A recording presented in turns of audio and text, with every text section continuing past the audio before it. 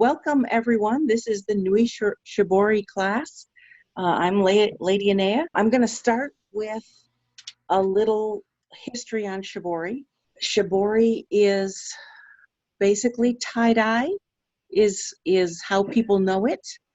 It started a long time ago, and the earliest extant piece they have for Shibori is 8th century Japan. Basically, Shibori is the ability to dye something and put in a pattern with resist techniques. They use sewing, folding, crumpling, pleating, knotting, tying things into fabric. They're all different forms of Shibori. During the early Renaissance, the height of artistic expression in Europe were the tapestries, which were woven. Everything in Japan is basically dyed. The sewing form of Shibori is called Nui. It's N-U-I. My favorite Nui form is called Nui Maki. And if you have fabric and stuff with you, you can follow along and make one. And then possibly when we can all get together, we can all dip them in dye and see what happens. Because I can't expect you to have dye at your house, you know. So I made a vat of indigo last night. Indigo is indigenous to Asia. It grows there like a weed. What kind of fabric would you say we should use for this project if we were going to follow along? Any kind of fabric will work, because if you were to be dyeing it in indigo, indigo is a substantive dye and it will cover anything. It's one of those dyes that if it touches the fabric, it dyes it. Even polyester? Even polyester. Wow. Absolutely. Yeah. I think that's why they managed to start with it, because indigo dye goes back 3,000 years. Right. And how they figured out that this plant would dye material, I don't know, because they originally needed to add chemicals to it to reduce it, and one of the chemicals they needed was urine. Yeah. Was the ammonia. So we use different chemicals now. We use soda ash and lye, or soda ash and thiox. They've created a way also to use sugar. That you can make a dye with sugar and chalk. Yeah, right. So they had to pound the leaves and dry them and ferment them and figure out awesome different ways of getting the dye out of the leaves, because it's a tree. Indigo is a tree. So somehow someone figured it out, and they've been dyeing with it ever since. Woad is the British equivalent of indigo. It's in the indigo family, right? But it is less of a color. It's not the dark blue, it's mostly the bright blue. And actually with Shibori, you can use any dye. You can use turmeric, you can use annatto, you can use, I've got all sorts of stuff in my kit back here. One of the other Asian dyes is logwood, which comes from the Asian, the sapin wood is what they used to call it, but it's logwood. You can get purple from it, you can get black from it, just depends on the mordant you add. This is a Nui Maki. Mm-hmm. It's a circular pattern. I started with a 12-inch napkin that I got from Goodwill. You know, the in the linen section, they sell these napkins that people send them for like $1, or you can get 2 of them. And then you fold it. Right. About this way. The supplies that you would need if you were actually doing this at home, mm-hmm. A needle, right. And thread. I use my Shibori, or my, I should say my sashiko thread, which is also a Japanese technique. It's a thicker, it's kind of like DMC floss, only it doesn't come apart. Okay. So it's one thread. You can, if you have a large enough eye, you can use yarn. Yarn works. In fact, I have a couple that I'll dye later, I'll put in the pot, and we'll see what they come out as. All right, so these are my sashiko needles. I got them on Amazon. They're like $8 for, I don't know, 12, give or take. Mm. The reason I use them is they are long, and they're heavy needles. Yeah. They're made to go up and down, up and down, up and down. That's the process of sashiko. It's a basically whip stitch. The Japanese used to mend things, and they would use white thread on the indigo colored fabric and make designs in that, so that the designs made the clothes look prettier, even though they were being fixed. So what you want to do here is I'm going to get a piece of thread, and you can get long threads cut off because you're going to be making long pieces of stitching, and you want each area that you stitch to be one piece. Put a knot in the back of the thread when you're done, so that I can do a circular pattern here, and you just pull that through so that it is not tight but fully in.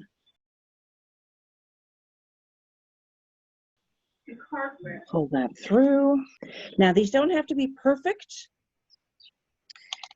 You'll want them to be soft and with no extra. You don't want them to be like that.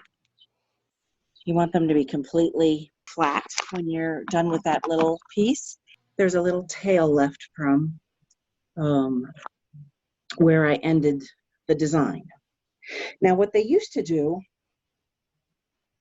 is put a little piece of fabric where the knot is here, so that they would know where their piece of embroidery started. Because what they will do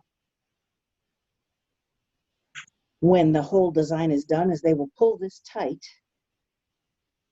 creating a resist, and not that. What questions do you have so far? How many times did you fold over the fabric? How many layers is that? Just one. Okay. It's I just folded it in half. Oh, okay. Yeah. You can do a bifold like so, but it's much harder to get through the fabric. And I find I get better results when I do the one fold versus two, because the dye can get in further and get around. It doesn't get so much into the fabric as it gets into the little crevices. I see. And if it's all folded up like this kind of thing, now Pieces it's got get missed. layers to go through. It'll go through the top, the bottom, some on the inside, but you're going to miss parts. Thank you. Has anybody dyed with indigo before? No. Okay. I've So, actually got a question. Am I correct in comparing that this is kind of like shibori is kind of like medieval tie-dye? yes. In fact, it's where medieval tie-dye came from. It's the original tie-dye. Okay. Yeah, because I'm sitting here, I'm thinking, like, what you're doing is exactly what I would be doing with rubber bands and a t-shirt. Right. So, yeah, okay. All right, cool. Well, and there's many kinds of shibori. There's the one where you tie things into it. That might be kanoko, but you tie things into it and you get circular patterns in the dye process. There's one, it's kind of like Nui, but they use one piece of thread for the entire design, and they just pull stuff up, knot it, go to the next one, knot it, knot it, knot it. It takes hours and hours and hours to get the design in.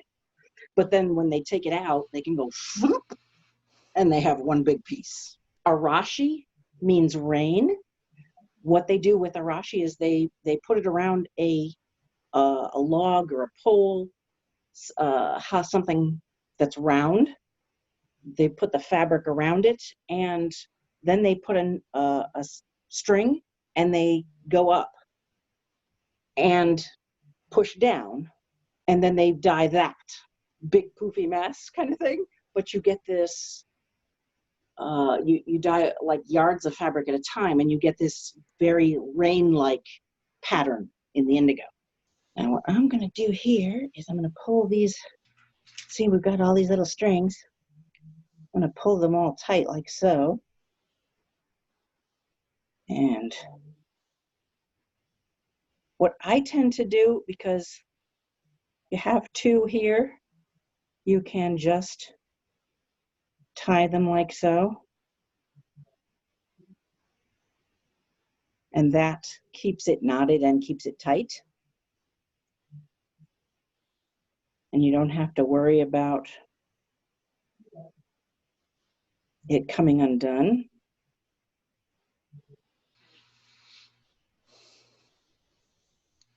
I think I have, I don't know, like 10 total here. And you don't need a heavy knot or anything. You can get away with just, you know, a double knot. But as you see, as you start to pull it up, you're getting this fine where the fabric is very tight to itself.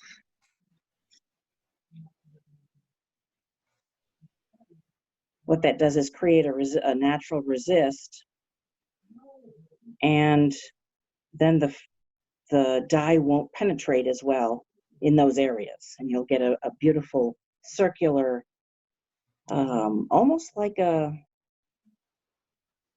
snail shell pattern. You know how the shells have all those lines in them? Now the big thing with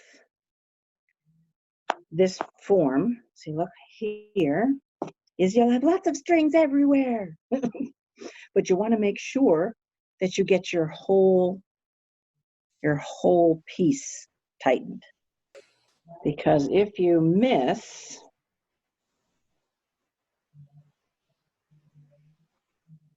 see how there's this little section here. If I was to tie it off now, this whole piece would receive dye because it doesn't have resist.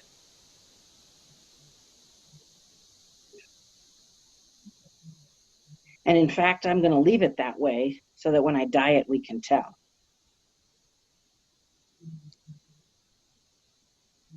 There we go. See how we have this tight, wrinkly resist form that will keep it from getting completely dyed. I made this dye pot yesterday. Indigo needs a little bit of heat, but not much. I'm going to put this in water just to get it slightly wet. What that does is it helps any dye that is going to get in to get in. Now I have this form is Itajime, where I'm just using some clamps to create a resist. This one is a mixture.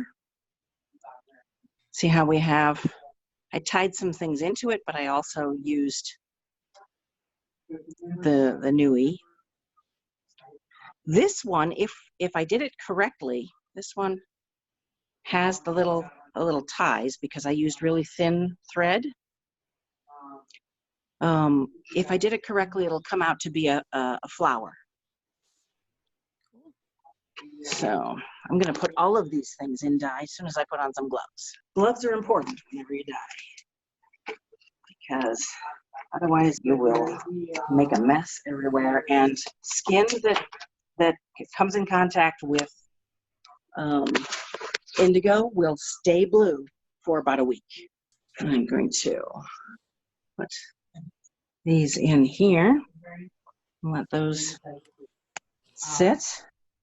I would say that I'm gonna put this one in, and there goes my little thing there.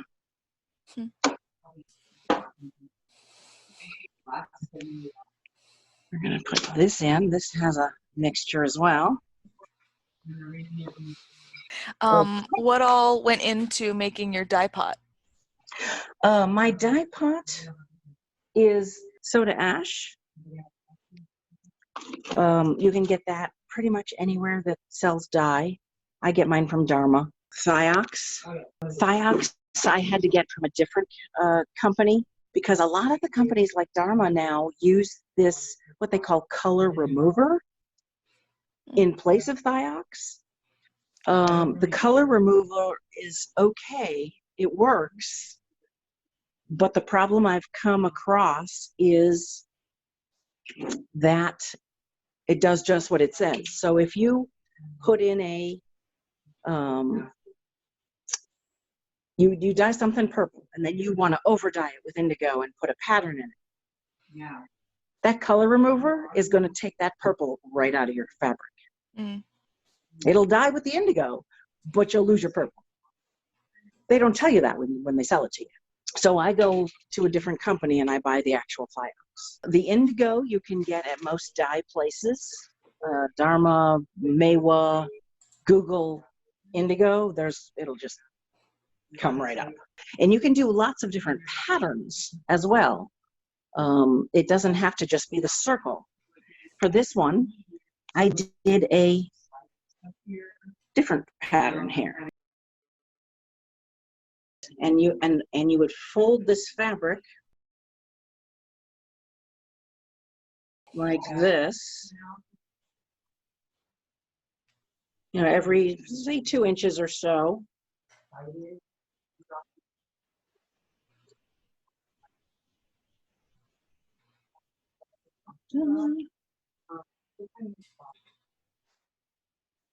And you try to make it, you know, equal so that you have different folds. And then you can sew your pattern into the fabric. And then this is what you would end up with. Tie this one. See what we get with this. And that's why you always leave the tail, because you have to have something to pull out. And of course I broke one. But that's the risk you take depending on the thread you use. When I've used DMC floss, I break them all the time. The best thing if you're going to use actual thread is something thick like a upholstery thread, because you don't want it to break when you pull it tight.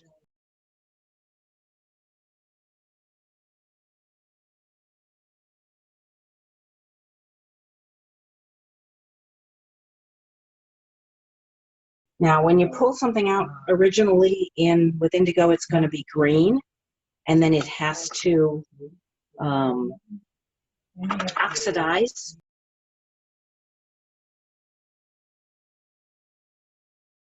We'll turn from green to blue. And there's our piece there that was pink. I'll give it another couple of seconds and remove the strings.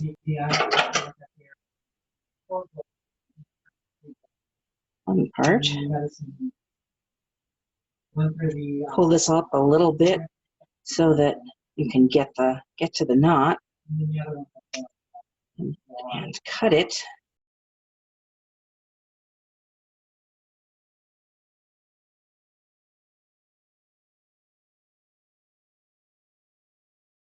And this is where that little flap that was on the first piece that they do the little fabric flaps instead of just the knots, because then you can find the knots on the dyed fabric to get the rest of the string out.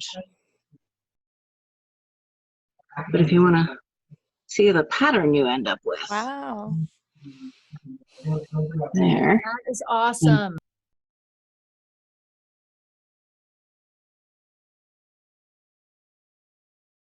There's a question that says no bleeding, like right dye. She just wants to learn more about using indigo. Oh, yeah.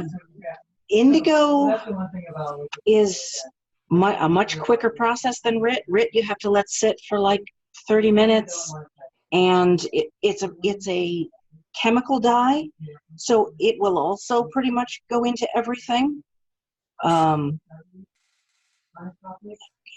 But if you'll notice, the indigo also got into the strings. You'll get a little bleed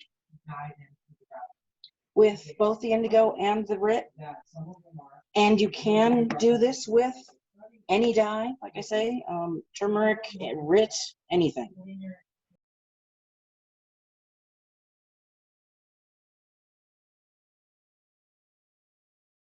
And how does that look? Wow. Very, very cool. Yeah, I love this form because you can just make these beautiful patterns, and it's all just the stitch resist. You only need the one whip stitch, up and down, up and down, up and down. They can be as small or as big as you like as far as the stitches go. I will try and pull some of this, see how easily that regular thread came out. So when you, and what I'm doing is I'm pulling on the tabs that I had.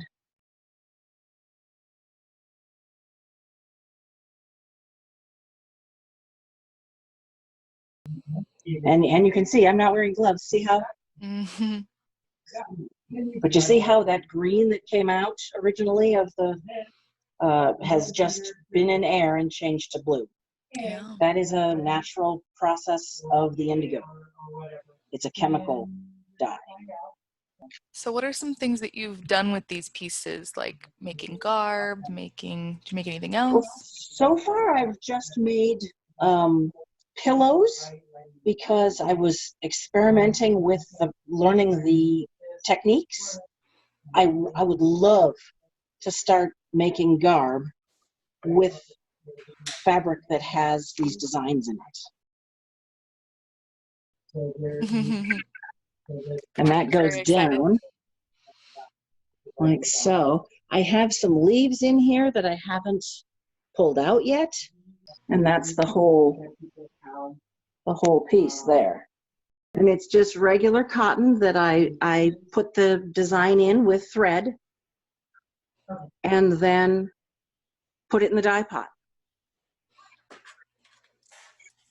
Now, conceivably, you can do this on a small scale, and you could make trim for an outfit. You could put designs like on the bottom part of an outfit. You could put designs, where like if you were going to block print, you could put the designs in as if you were block printing, and then you could dye the entire piece at once. Nice. It would simply take time to put the designs in and decide where you wanted them and how big you wanted them, that sort of thing. Would you do that before or after you sewed it together? Before, definitely before. Only before, because if you put your designs in and you dye the fabric and you pull all the strings out and it doesn't come out, you haven't ruined an entire piece that you've already sewn. Yeah.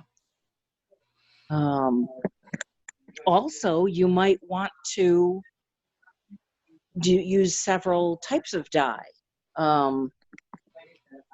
For instance, if you wanted to make the main piece of the fabric blue, but a piece of trim with a design on it yellow, you could use saffron or turmeric and put the designs in yellow and then attach it to the blue fabric and have different designs in the blue.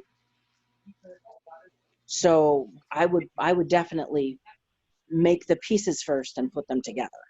What do you use to fix the dye? The dye, it depends on the dye. If you're using indigo, it does not need a fix. It's a substantive dye. Once it's in, it's in.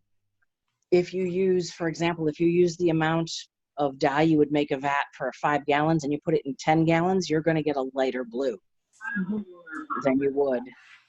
How long does it take before it won't rub off on other things?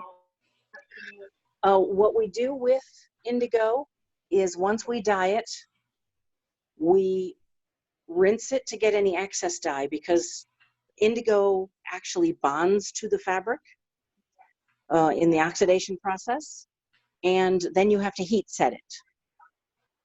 So you would want to put it in your dryer, or in Arizona you can actually like put it in a bag and leave it in your car during the summer for about a week. And what that does is it heat sets the indigo, and it should be good from there, you know, after maybe one wash. There we go. And I was just fooling around because I went, oh, my circle's not perfect. Let's try this. So basically you can put any design in, you can stitch anything in. It's just limited to your imagination.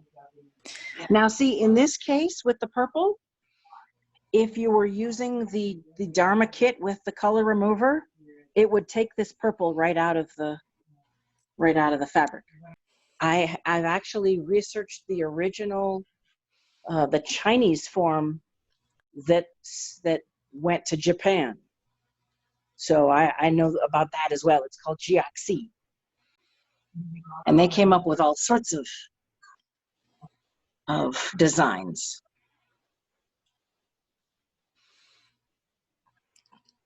But they would fold their fabric and put it in between 2 molds and dip it. And it would come out like that.